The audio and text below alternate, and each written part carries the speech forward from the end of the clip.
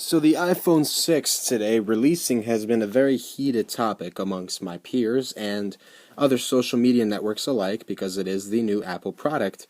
And here I have the regular iPhone 6, a big surprise to people that know more about the iPhones because it is quite large. And this is just the regular 6. The 6 Plus is even larger.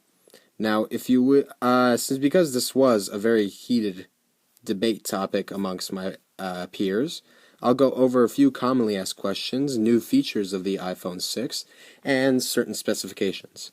This part coming up is for the nerds. You can skip ahead, or if you like nerd talk, this is what to expect.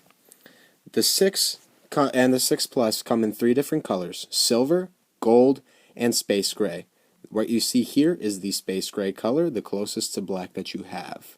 Now, I highly recommend the space gray to match the black background. You can do the silver or the gold. However, I do not feel that those match well to not only my style, but the elegance of the phone. What we see here, if you want the most commonly used color, space gray is the most popular at the moment. But if you want your iPhone 6 as soon as possible, you have to settle for the gold color.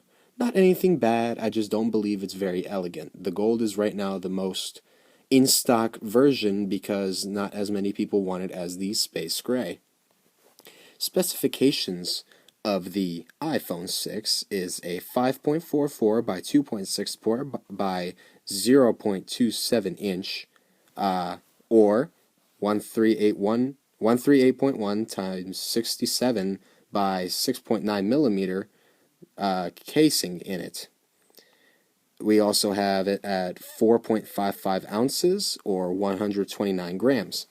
Diagonally, it is 4.7 Retina inch display, weight in HD with 1334 by 750 at 326 ppi. It offers reachability with an A8 processor, the most updated one in Apple's repertoire of processors, at 8 megapixels with 1.5 micropixels, burst, exposure, and a sapphire crystal lens cover. Therefore, it is a much better cover to have on the phone now. It prevents as much scratching and cracking. It offers 1080p HD 30 to 60 FPS recording or a slow-mo option at 120 to 240 FPS, time-lapse, stabilization, 3 times zoom, taking photos while videotaping, and 1.2 megapixel 1280 by 960 FaceTime. The iPhone 6 Plus has all those features with optical image stabilization.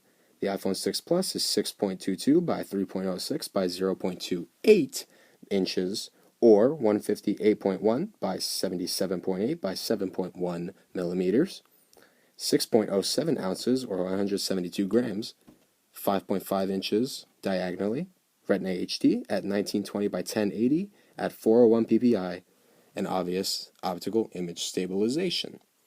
Now, a big comment that I've had amongst peers is that it is huge. The iPhone 6 does not follow the relatives and older ancestors of it, for Apple has always released phones that were small.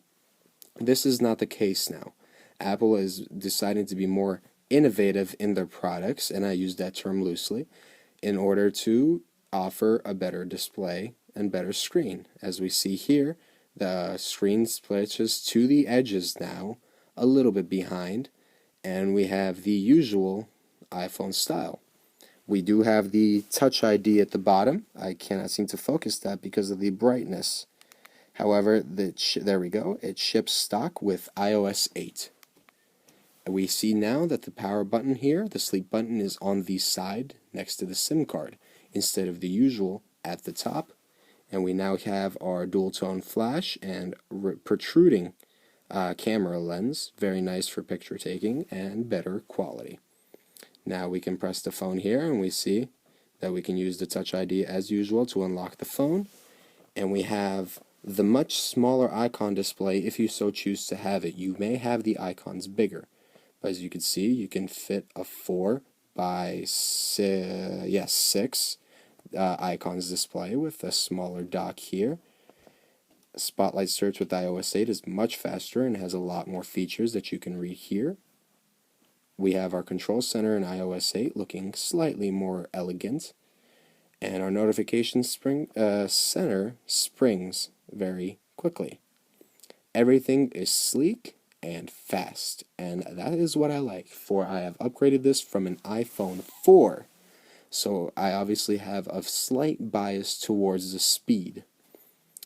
iOS 8 brings many new features, somewhat, if you choose to call them. We have the health application that shows off, all the things about health that you could ever need, emergency information should you be in an accident, and other such things. It has your medical ID, which updates with your blood type, weight, body, biological sex, whatever you wish to have on your phone. As for the camera, a big part of, of the camera, we have, starting off, the time lapse, which takes a photo every few seconds, as we see the timer at the bottom, taking photos at the moment. And I believe we can stop and we see the photos are taken, or at least this is the video. It makes a video of the photos taken. So I'll delete that. Next we have the slow-mo camera. I'm not very good at these features at the moment, but you have to feel the difference between 240 FPS or 120 and then switching over to video at 30 to 60. It is night and day, the quality. I don't know if you can see it well, but you see there's a slight delay with how I move the phone, and now it's much more responsive, and in person without the ghosting, it is amazing quality. You just record at 240 FPS. You can take screenshots while you're doing like this. Stop it. Check the video. You just record. As you can see, it slows down. So the clips work very well. In this zone, it's normal speed, and then it goes very slow motion, and then it gets normal speed again. So if we increase this time limit, it's going slow at the moment, and it goes back to normal speed. A very nice feature to have. Regular video is just like you would expect it, with random screenshots that you can take should you need to. We have the photos, a new features that come with iOS 8. We have the usual live filters that do have a slight bit of delay, but not very noticeable. We have the 3-second to 10-second delay, so I'll turn on 3 seconds, and 1, 2, 3, and it takes the photo, and it has a nice burst of photos that you could choose from. The usual two-tone flash that you have, and it does take multiple pictures sometimes. I'll turn that off at the moment. The flash can actually count down for you when to take the picture. We have the square as usual, and we have the panorama that we all know how to use. Nothing special there. All of these features were added to iOS 6, most of, not all. Next, we'll go through the settings, and we see a much better display in your accessibility options. We have the usual voiceover and zoom, inverting the colors as usual. Now we have iOS 8's grayscale option, which turns everything grayscale. Larger text as always. You can increase the contrast, which has much more options. You can increase the transparency, which makes it so this transparency or this won't happen. Darken colors, which makes your blues and reds darker. This is actually, you see the accessibility, I don't know, but it turns a little darker, more purple style. And you can reduce the intensity of bright colors, which is very nice. Usual reducing motion, which if you hate parallax is good. Other than that, we have reachability, which is a new feature. You can double click the home button and it releases your multitasking with your recent contacts at the top, or just tap it twice and the top of the screen comes down, so for people with small fingers they can reach the top of the screen and then just click the home button to go back. These are some of the options that I've seen playing around with the phone. The iPhones, this is a massive phone compared to Apple's old designs. I apologize. I do not have an iPhone 4 for comparison. I have a nice Ticonderoga pencil, or if you like, a water bottle actually would be a nice comparison for you. There's the iPhone 6, there's the water bottle. As you can see, it is largely massive and largely thin compared to older models. I do personally enjoy it as an iPhone lover. If you enjoy iPhones, then yes, this phone is worth it for you, for it has few upgrades from the iPhone 5 and 5S models. Is it perfect? Absolutely not. It could have been much more innovative. If you're not an iPhone fanboy and you're wishing to get a phone that is powerful, do not look towards the iPhone. For example, the Samsung Galaxy Note 4 accomplishes much more than the iPhone 6 can accomplish at the moment. It is just a fact. It can accomplish everything the iPhone can and more. So if you're looking for true innovation, do not turn to the iPhone at this moment.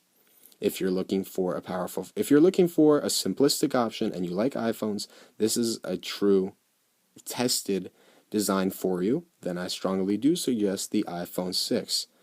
The iPhone 6 Plus, however, I do believe is overkill unless you do like a lot more camera quality, but it's minuscule. The camera itself is very high quality as it is. You don't need much more. I do enjoy the phone. I do enjoy the features that it has coming from an iPhone 6 user. A few problems that I have encountered, obviously, is every once in a while Touch ID is unresponsive, but it's not too bad. It could be the way I'm holding it, and it could be a problem on my part. They do have a decent design for that. That could just be my messing up because I haven't had a Touch ID yet.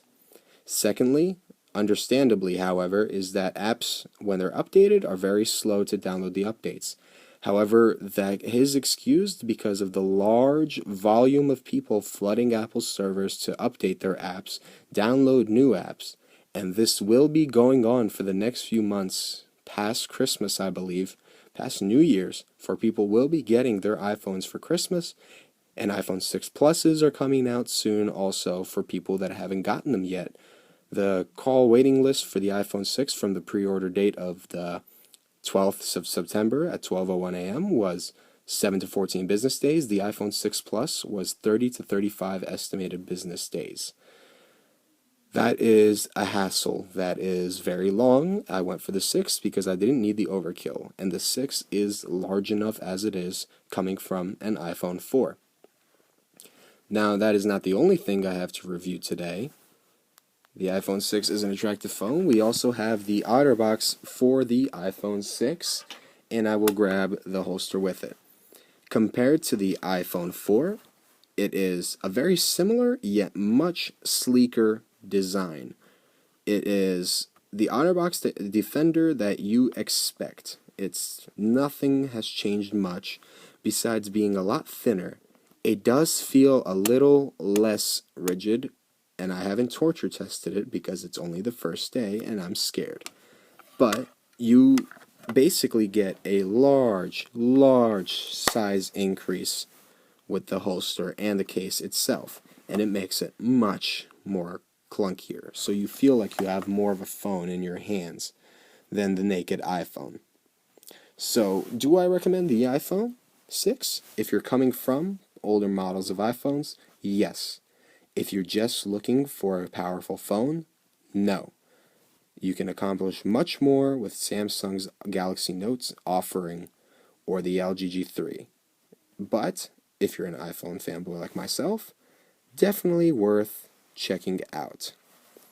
So this has been a few things about the iPhone that people have asked me about, and I will just sign off and show you as Touch ID wants to not respond. So iOS 8 features include, quick reply to text messages, and we can send voice memos or voice messages and video messages. That has not changed since iOS 8's update. It's been there since Beta 1. The predictive keyboard works just as expected, predicts what you type. I will not show it off for fear of compromising personal information of other people, but that is the gist of the iPhone 6. And that is, the battery life has been subpar, It is longer, however, than the iPhones I've used, but this is because I haven't turned off useless features and I've been using it quite substantially on and off throughout this day. But that's all I have for now. Thank you, and I hope you enjoy.